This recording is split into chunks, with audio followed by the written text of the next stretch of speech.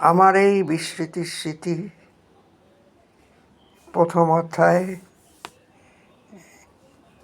চতুর্থ অংশে আমি যা কিছু লিখতে যাব তার মধ্যে কিছুটা হয়তো রিপিটেশনই থাকবে, কিন্তু তবু এটা আমি অন্য নামে বা অন্য ক্যাপশনে আমি যখন লিখেছিলাম তখন কিন্তু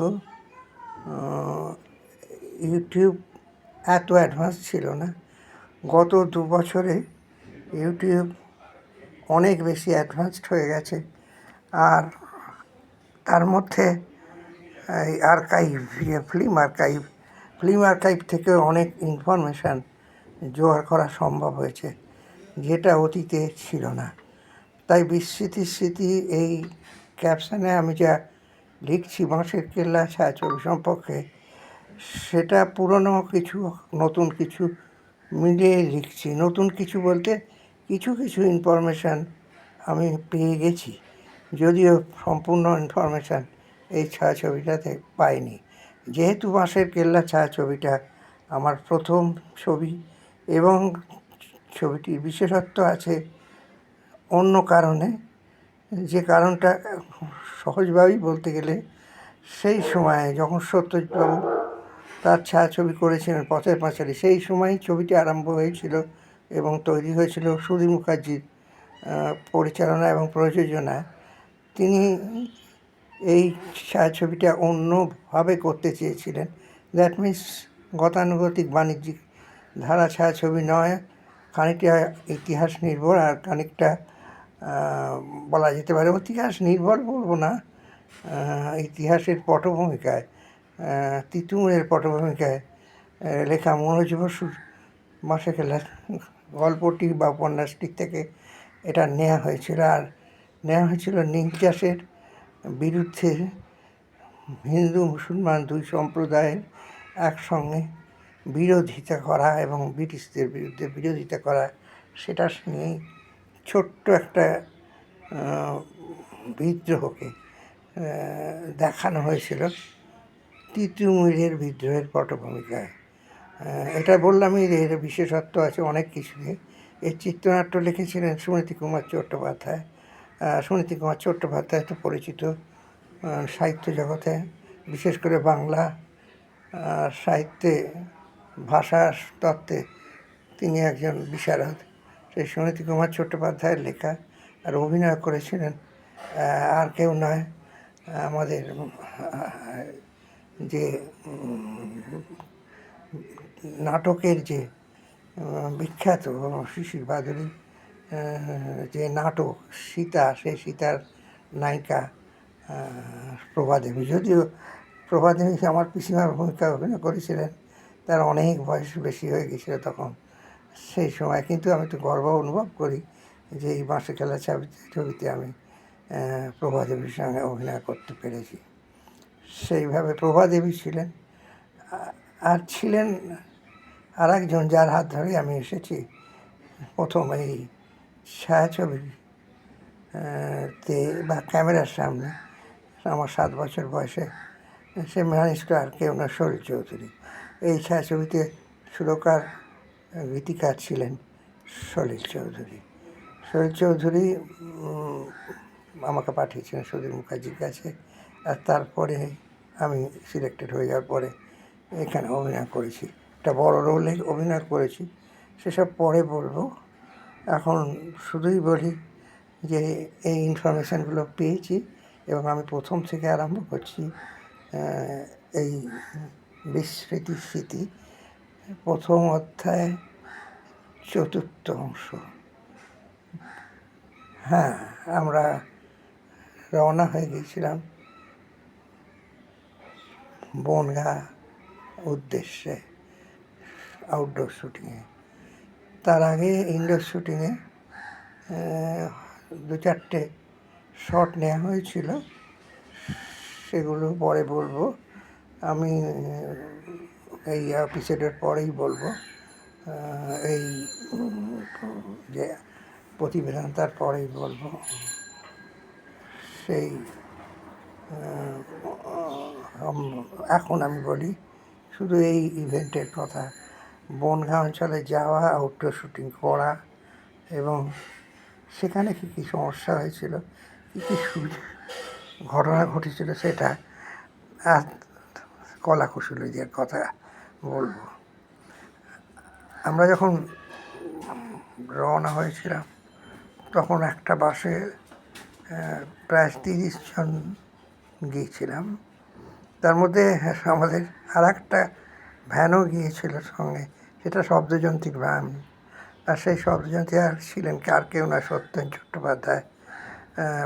তিনি অত্যন্ত পুরনো দিনের শব্দযন্ত্রী, বহু ভালো ভালো ছায়াছবির শব্দযন্ত্রী ছিলেন সত্যেন চট্টোপাধ্যায়। খুব হাসি খুশি মানুষ, একটা বলা যায় গার্জেনের মতো মন। আমার সঙ্গে আমার মেজদা গিয়েছিলেন গার্জেন হিসেবে, আর অনিতাদির গার্জেন হিসেবে গিয়েছিলেন অনিতাদির বাবা। এছাড়া গণনাট্য সঙ্গে সেই কলাকুশলীরা যারা অতীতে শুধু নাটকের মধ্যেই সীমাবদ্ধ ছিলেন, অভিনেতা অভিনেত্রী কলাকুশলী হিসেবে, তারা গিয়েছিলেন ছায়াছবিতে অভিনয় করতে, অভিনেতা হিসেবে, অভিনেত্রী হিসেবে। যাই হোক, আবার আরম্ভ করছি সেই আমাদের অ্যাডভেঞ্চার কাম আউটডোর শুটিং। সেই বনগাঁ অঞ্চলে উত্তর 24 পরগনার ইছামতি নদীর তীরে যাওয়ার ঘটনা, সেখানে যাওয়া, থাকা আর অভিজ্ঞতার কথা। এই জায়গাটায় রওনা হওয়ার আগে একটা বাসে আমরা যে 30 জন গিয়েছিলাম, সেই বাসটা 50-এর দশকের বাস ছিল, সরকারি বাস নয়, বেসরকারি বাস। 30 জনের বেশি 50 জন মতো নেওয়ার এই ক্যাপাসিটি ছিল সেই বাসটার। আর বাসটা আমার সম্ভবত ফোর্ডের বাস। 50-এর দশকে তো তখনও ব্রিটিশরা ছেড়ে গেলেও ব্রিটিশদের বাসগুলোই, ব্রিটিশদের তৈরি বাসগুলোই এখানে ব্যবহৃত হতো। তা প্রথম দিন যেটা আমাদের লাঞ্চ প্যাকেট নেওয়া সঙ্গে ছিলাম আমরা, মানে আমাদের লোক ঠাকুর, লাঞ্চ প্যাকেট আর সঙ্গে ব্রেকফাস্ট সব নিয়ে ভোরবেলা বেরিয়ে পড়েছিলাম কলকাতা থেকে। খুব ভালো লাগছিল যেতে, খুব এনজয় করছিলাম। গ্রাম বাংলা বলতে এখন সেই আজকে যে কলকাতা তা নয়, কলকাতার বাইরে যে গ্রাম বাংলা, সেটা তো শিলপাড়া গেলেই সে সময় ছিল গ্রাম বাংলা। শিলপাড়াতে আমরা পিকনিক করতে যেতাম। সেরকম উত্তর 24 পরগনায় বহু জায়গায় ছোটোবেলাতে আমরা পিকনিকে গিয়েছিলাম।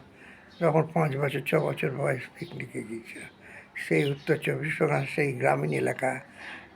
গ্রামীণ এলাকার উদ্দেশ্যে রওনা হয়েছিলাম আমরা। বেশ ভালোই গান গাইতে গাইতে, আর আমাদের গান গাওয়াটা তো সবসময় ছিল। বাড়িতে যেমন গানের চর্চা হতো, গান গাইতো গণনাট্য সঙ্গের সবাই, সেরকম এখানেও গান নিয়েই গাওয়া হয়েছিল। গান গাওয়াটাই হচ্ছিল। এখন তো তখন তো মোবাইল টোবাইল বা কোনো কিছুই ছিল না, বেতার তরঙ্গ পেতেও বিশাল অসুবিধা ছিল। সেই কারণে বাইরেই, অন্তত আউটডোরে, সেই কারণে সবাই নিজেরাই গান গাইতে শুরু করে দিয়েছে। গানের লোক ছিল অনলদা, মানে অনল চট্টোপাধ্যায় ছিল, অভিজিৎ বন্দ্যোপাধ্যায়, প্রবীণ মজুমদার, এরা সবাই শরীর চৌধুরীর টিমে ছিল। এবং সলিলদা আসেননি। সলিলদা তখন বম্বেতে সুর দিতে ব্যস্ত, বম্বেতে চলে গেছেন, সেখানে কাজকর্ম করছেন, তাই জন্য উনি আসতে পারেনি।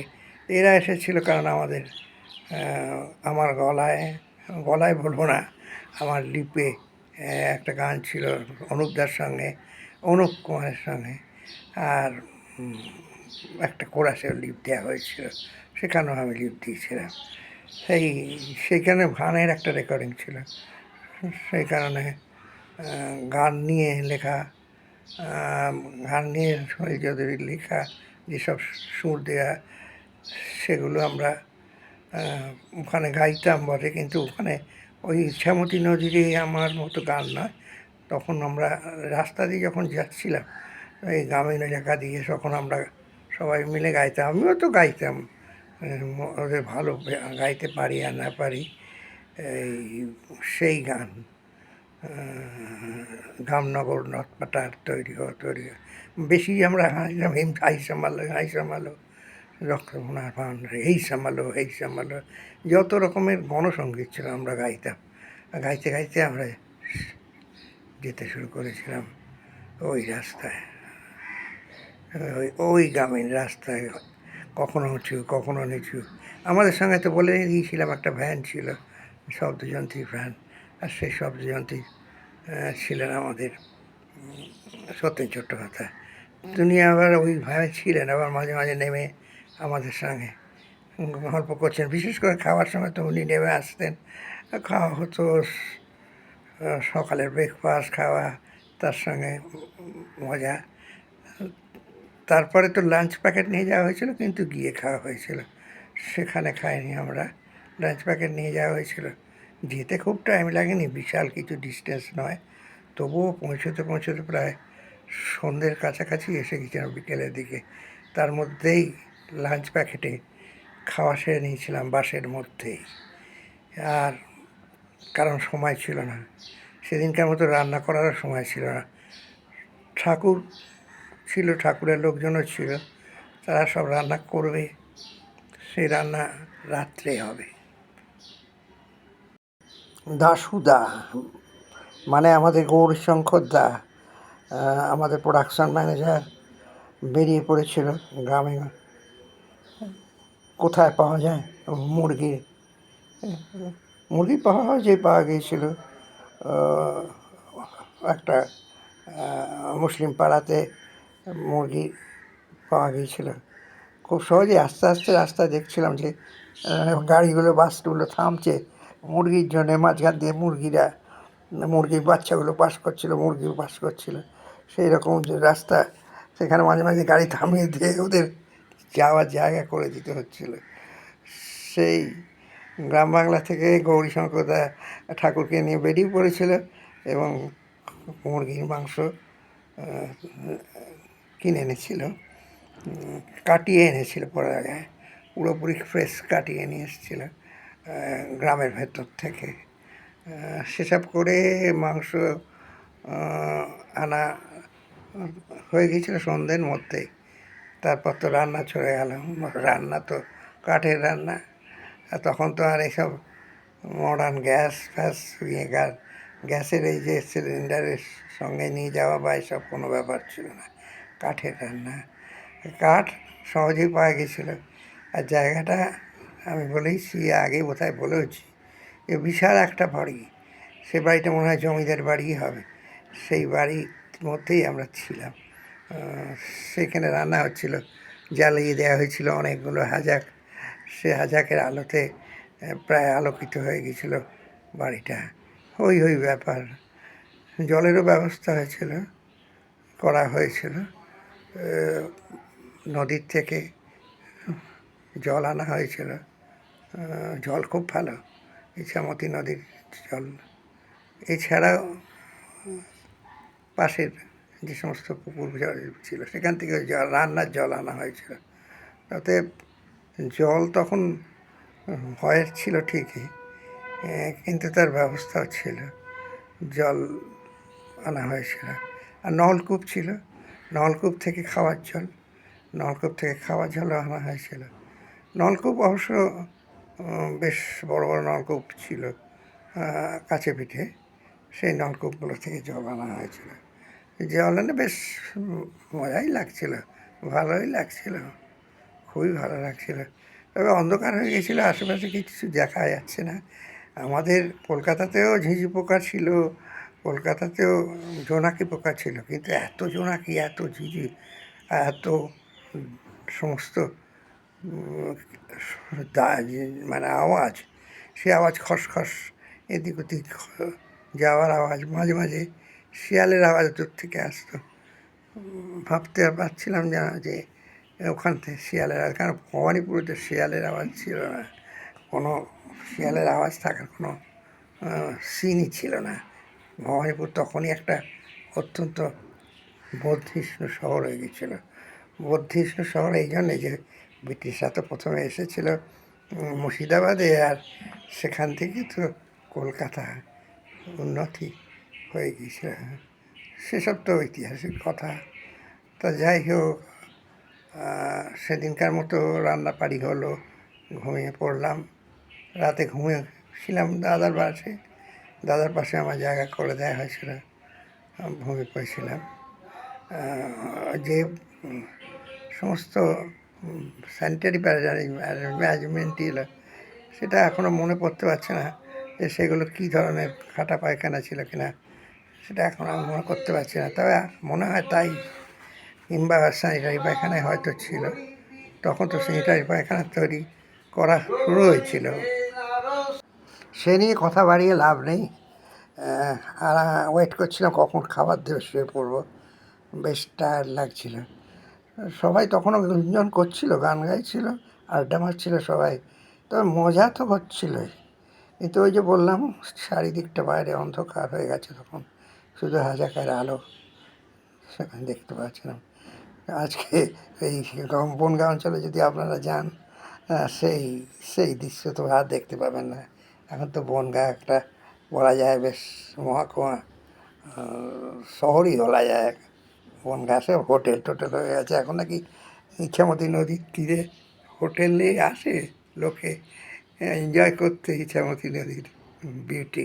কিন্তু আমরা যে বিউটি দেখেছি ইছামতি নদীর, নদীরে হেমন্ত সেই গানটা ইয়া গায়ার সেই সময় গাইছিল সব গান। নদী নিয়ে গান তো অনেক হয়েছে, হেমন্ত দায় অনেক গেয়েছেন এই নদী নিয়ে গান। আবার নদী নিয়ে গিয়েছেন নিম্নানন্দজি চৌধুরী, উনিও গণনাট্য সঙ্গে ছিলেন। তো ওর গান তো শুনেছি প্রচুর, নদী নিয়ে ভাটিয়ালি গান। আবার এইখানে যে গান ইছা নদী নদী আমার গানটা হয়েছিল পুরো ভাটিয়ালি সুরে, সেই গানও আমি লিখেছিলাম। সেই গান নিয়ে অবশ্য একটা মজার এপিসোড আছে। আমি যখন শুনলাম আমাকে গান গাইতে হবে, ভীষণ আনন্দ পেয়েছিলাম যে আমি গান গাইব। খুব আনন্দ। সলিলদাকে বললাম, হ্যাঁ তুমি তাহলে লিখে টিখে দিও, আমি গান গাইব।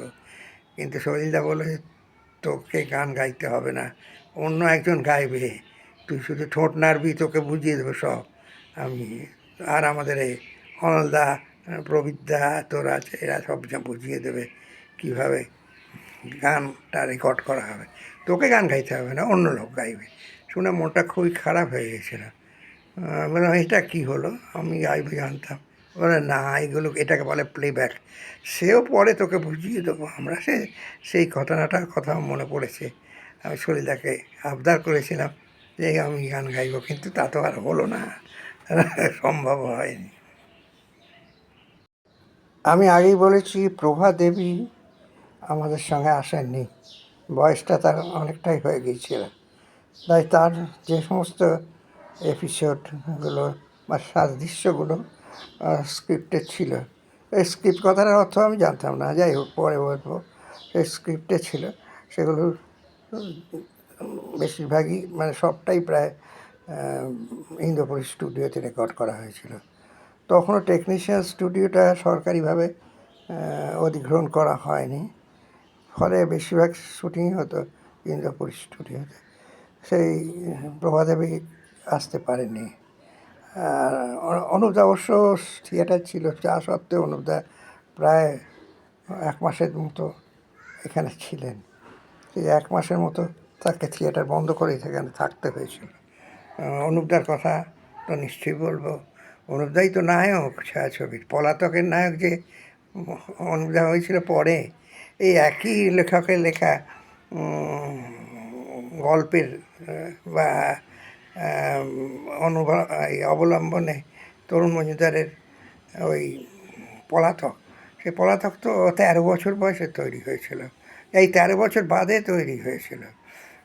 আর এই মাসে খেলা তৈরি হয়েছিল অনুপদাকে নায়ক করে, রোমান্টিক নায়ক করে 1951-52 সালে, 51 সালেই হবে রেকর্ডিং হয়েছিল সেই এই বাঁশে খেলা ছায়াছবিটা একদমই রোমান্টিক নায়ক। আর এই ছায়াছবিতে আর একজন আমাদের সঙ্গে ছিলেন টিমেতে, তার নামটা আপনারা সবাই জানেন, এখনও হয়তো হেসে উঠবেন তার নামটা শুনলে। তিনি হলেন শীতল বন্দ্যোপাধ্যায়। তা সে শীতলদা তো খুবই হাসাতেন মাঝে মধ্যেই, খুবই। কিন্তু এই ছায়াছবিতে, এই যে বাঁশে খেলা ছায়াছবিতে শীতলদা অভিনয় করেছিলেন কবি, এক বিপ্লবী কবির ভূমিকায়। তিনি দেয়াল লিখন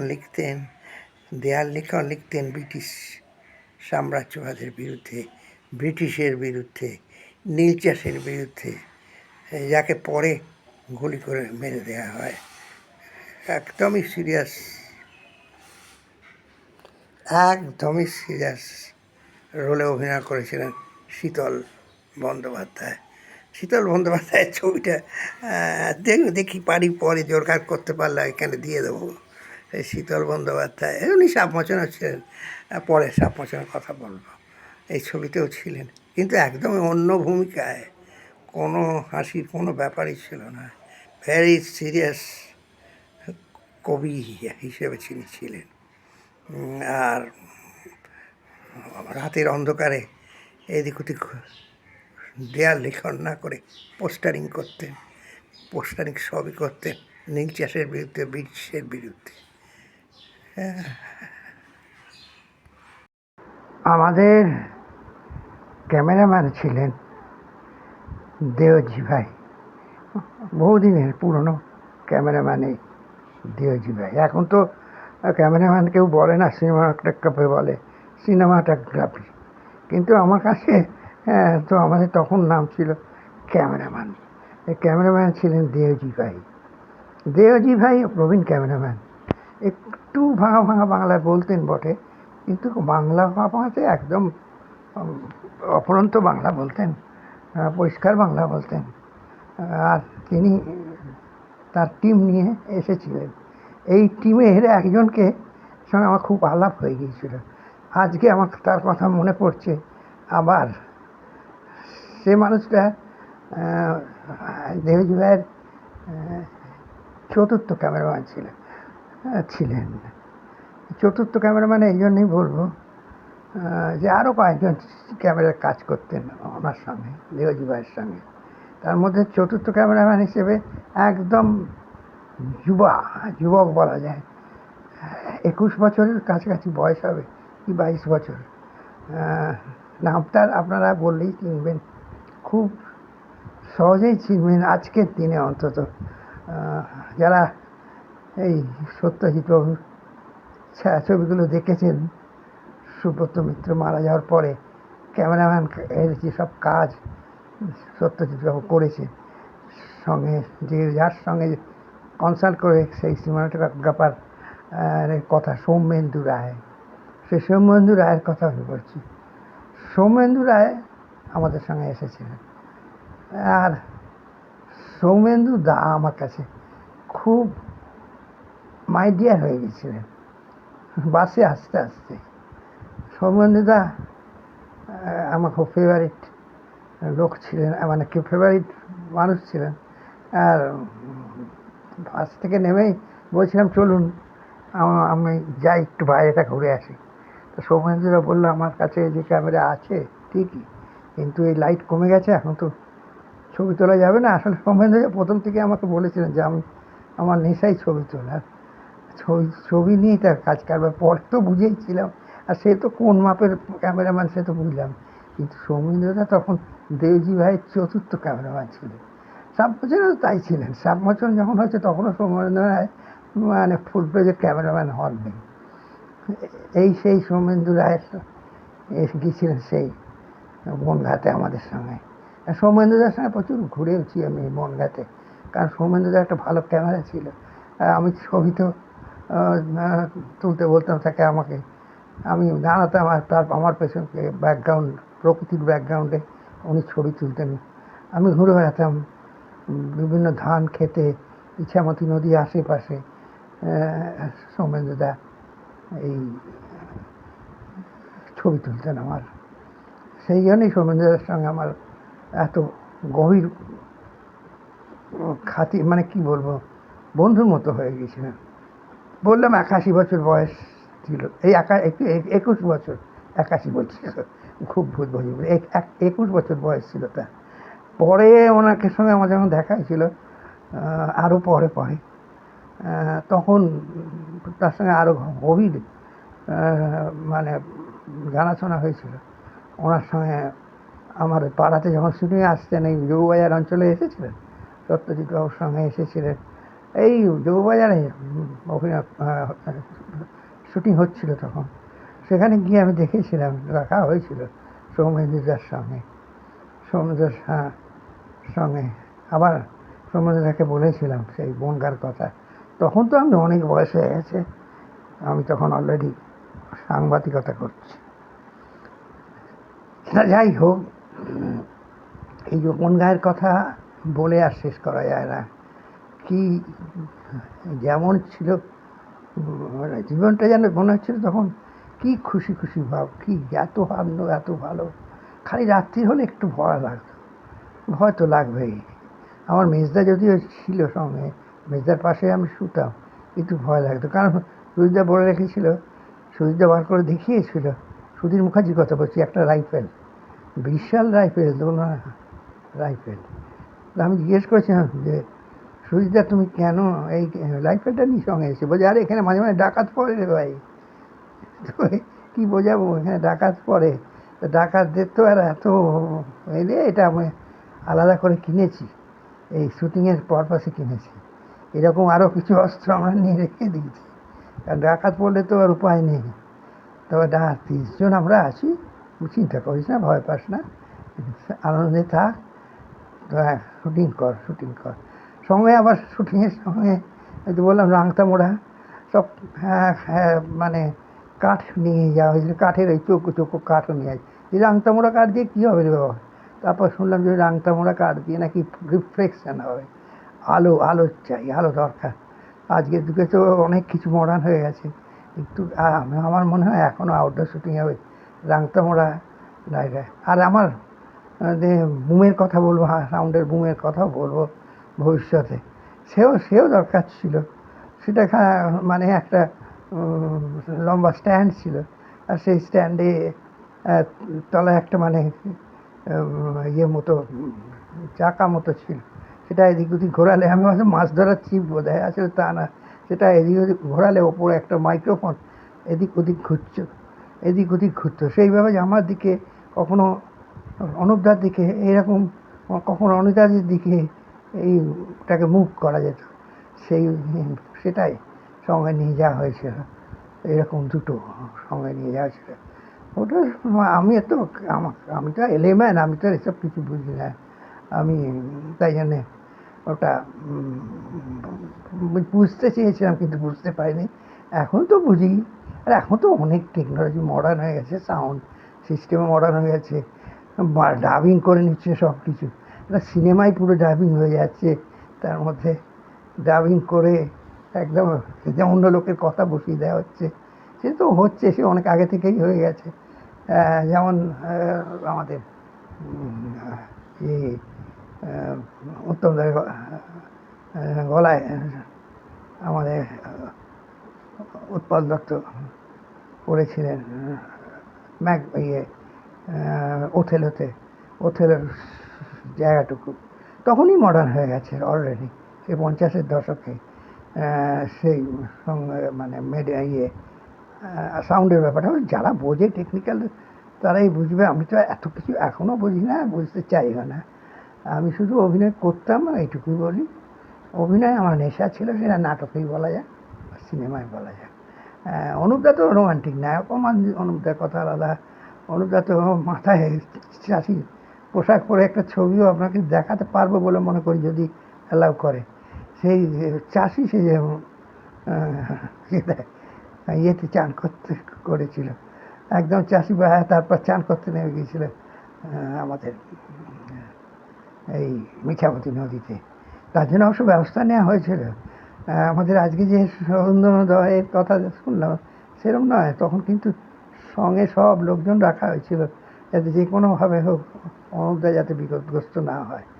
সেই খুব অল্প, অবশ্য বেশি জলে গিয়ে চান করেননি এমনি, স্নান টান করেছিনি, আর আমি তো যাইনি, আমি ধারে কাছে গিয়েছি, ধারে কাছে গান গাইতে গিয়েছি, আলের কাছে গান গাইতে গিয়েছি, বিভিন্ন গান গাইতে গিয়েছি। তো ও সবসময় বলতো যে এদিক ওদিক পাড়াবি না, এদিক ওদিক পা দিয়ে ফেলবি না, দেখে একটু রাখবি, যে সবসময় তুই ঘুরছিস, তুই সারাক্ষণ এখানে ওখানে ঘুরে বেড়াচ্ছিস, একদম দেখবি চটি পরে থাকবি, আর দেখবি ওখানে সাপ কষা আছে কিনা। সাপ কিন্তু সব সময় ছিল, সেই সময় ছিল, প্রচুর ছিল, অনেক সাপ আমি দেখেছি ওইখানে। যেমন বিষধর কিনা সে তো আমি বলতে পারবো না, কিন্তু প্রচুর সাপ ওই ধান খেতে দেখেছি আমি এই শুটিং করতে করতে। রিহার্সাল দিতে দিতে আমার তো সবার সঙ্গে আলাপ হয়ে গিয়েছিল। আমাদের সাহেব দাদাও তো ছিলেন, আমাদের সঙ্গে গিয়েছিলেন ওখানে। সাহেব দাদা মানে কি খারাপ সাহেবটা, সেও গিয়েছিলেন, রাকিব গিয়েছিলেন, ভালো সাহেব। তবে ভালো সাহেবের সিনটা অবশ্য বাইরে খুব কম ছিল, ইনডোরেই বেশি ছিল। সেই ভালো সাহেব যিনি রিটায়ার করে চলে গেলেন দেশে, ইংল্যান্ডে, তিনি গিয়েছিলেন, কিন্তু পরের দিনই কদিন বাদেই চলে এসেছেন। আর ডেভিডদা অনেক দিন ছিলেন, ডেভিডদা মানে আমাদের খারাপ সাহেব, সেই ডেভিড কোহেন, হ্যাঁ গঙ্গাট্ট সঙ্গেরই একজন, কি বলবো, বিখ্যাত অভিনেতা ছিলেন এই ডেভিড কোহেন। পরে আমি কিছুদিন বাদেই ডেভিড কোহেন কিছুদিন এখানে অভিনয় করার পর ইংল্যান্ডে চলে গিয়েছিলেন, এবং ইংল্যান্ডে নাকি চুটিয়ে অভিনয় করছেন এই ডেভিড কোহেন। ডেভিড কোহেনের ছবি কোনো পাইনি আমি, ছবি পেলে এখানে দিয়ে দিতাম ডেভিড কোহেনের ছবি। কি ক্রোধ, কি বদমাইশ সাহেব ছিল, যদিও আমার খুব মাইডিয়া ছিল এই ডেভিড কোহেন। ডেভিড কোহেনের সঙ্গে আমার একটা আলাদা দোস্তি হয়ে গিয়েছিল সেই সময়, সেই বনগা থেকে।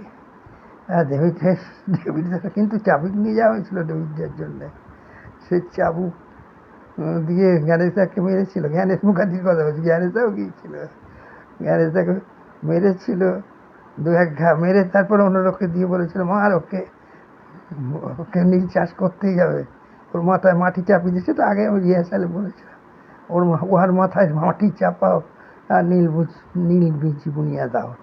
আর গণেশদা একজন মুসলিম চাষি, সে কিছুতেই নীল চাষ করবে না, কি অনেক। তারপর তো দুজনে মিলে খুব সিগারেট খেত দেখতাম, সব ওই বিদেশি সিগারেট দুজনেই খেত, এই গণেশদা, ডেভিড কোহেন। তারপরে দাদা বলল, আমি তারপরে জিজ্ঞেস করেছিলাম অনেক পরে, তখন শুনেছিলাম বছর 10-এর মধ্যেই, তা কি বছর 10ও না, বছর 5-এর মধ্যেই কোহেন চলে গেল, ডেভিড কোহেন চলে গেল ইয়েতে, ইংল্যান্ডে অভিনয় করতে আরম্ভ করল স্টেজে। ইংল্যান্ডে তো আমাদের অনেক আগের থেকেই এই শেক্সপিয়ারের আমল থেকেই নাটক হতো, সেই নাটকে ডেভিড কোহেন 1 নম্বর অভিনেতা ছিল, ডেভিড কোহেন। যাই হোক, আর জ্ঞানেশদার কথা বলছি, জ্ঞানেশদাও তো দারুণ অভিনয় করতে, আমি সাপমোচনেও জ্ঞানেশদা অভিনয় করেছে আমার সঙ্গে, ডাইরেক্ট না করলেও আমার ছোটো অভিনয় করেছে, ছোটো রোলে কিন্তু করেছে। তো সেই সাপমোচনে সে কিন্তু বলেছেন খুব সাংঘাতিক, সুচিত্রা দিদিকে খুব বকাবকি করেছেন একটা সিনে, বা সুচিত্রা সেনকে খুব বকাবকি করেছে। আমার কাছে তো সুচিত্রা দিদি খুব মাইডিয়ার ছিল, সে গল্প আছে, সে গল্প বলবো সুচিত্রা দিদির কথা। আজকে তার মেয়ে বড় হয়ে গেছে, বড় হয়ে তার আবার হাজব্যান্ডও মারা গেল, সেও দেখলাম, ওকে আমি দেখেছিলাম, কত বয়স হবে, 3.5 বছর 4 বছর হবে, বাবার হাত ধরে এসেছিল টেকনিশিয়ান স্টুডিওতে। তখন সাপমোচন ছবিটার অবশ্য টেকনিশিয়ান স্টুডিওতে ক্যামেরাবন্দি করা হয়েছিল, তাই জন্য মনে আছে আমার।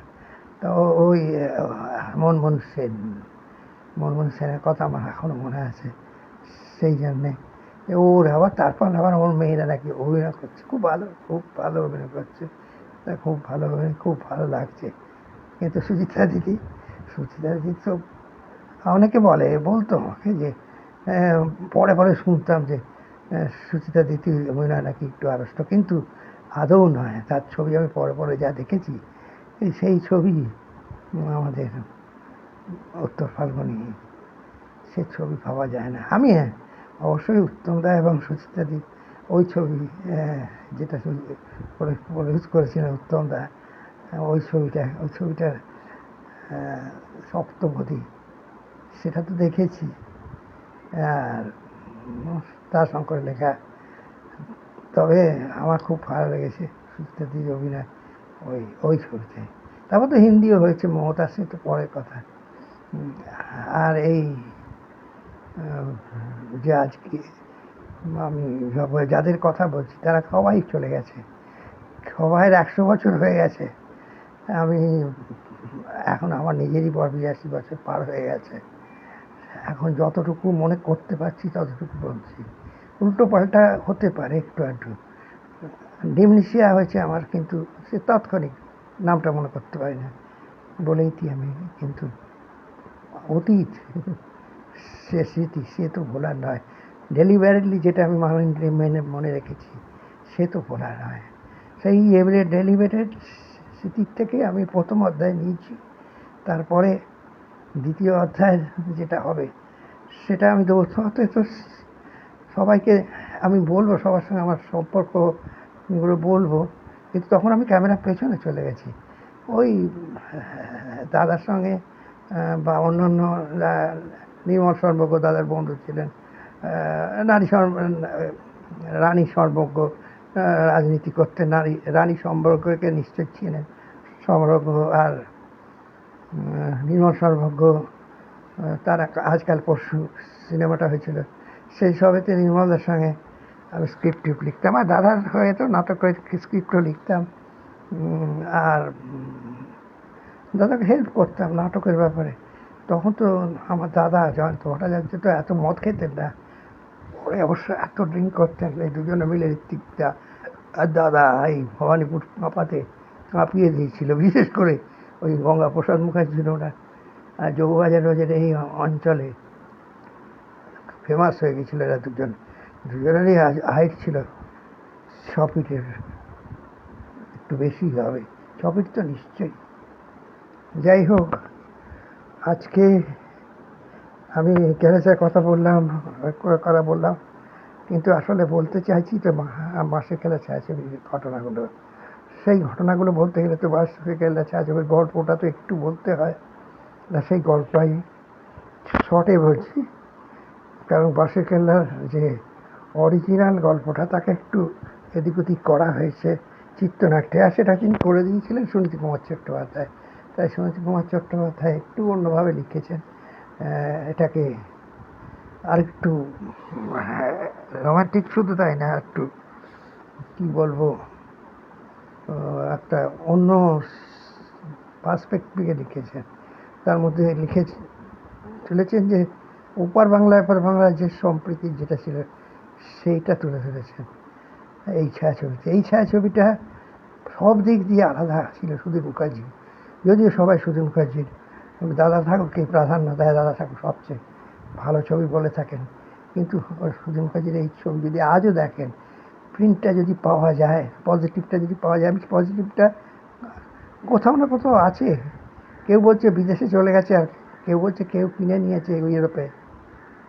সত্যি অবাক লাগে ঋত্বিকদার নায়ের ঘড়ি ছায়াছবি যখন আছে, সত্যজিৎ রায়ের পথের পাঁচালী যখন রয়েছে, সত্যজিৎ রায়ের কথাটা আলাদা, সত্যজিৎ রায়ের পথের পাঁচালী যখন রয়েছে, কি তারও আগে 40-এর দশকের ছবিগুলো যদিও আমরা দেখতে পাচ্ছি, এই ছবিটা বাঁশের খেলা ছায়াছবিটা কেন সবাইকে দেখানো হচ্ছে না সেটা বুঝতে পারছি না। কোথায় গেল এর পজিটিভ? সেইখানে পজিটিভটা বলতে নেগেটিভ পজিটিভ সবই কথা বলছি, কোনো কিছুই তো ট্রেস পাওয়া যাচ্ছে না। আর সেই 90 দশকের পরে গেল কোথায় ছায়াছবিটা, সে তো প্রশ্ন আসেই। পরের পর্বে অবশ্য আরও বাঁশের খেলা ছায়াছবির শুটিং নিয়ে বলবো, অনেক কথা, আরও কথা আছে, আরও অনেক কিছু বলার আছে এই বাঁশের খেলা আউটডোর শুটিংয়ের সম্পর্কে। সেগুলো পরে বলবো আমি পরের অংশে, এই এপিসোডের পরের এপিসোডে বলবো। বিস্মৃতি প্রথম অধ্যায়ের পঞ্চমের অংশে বলবো।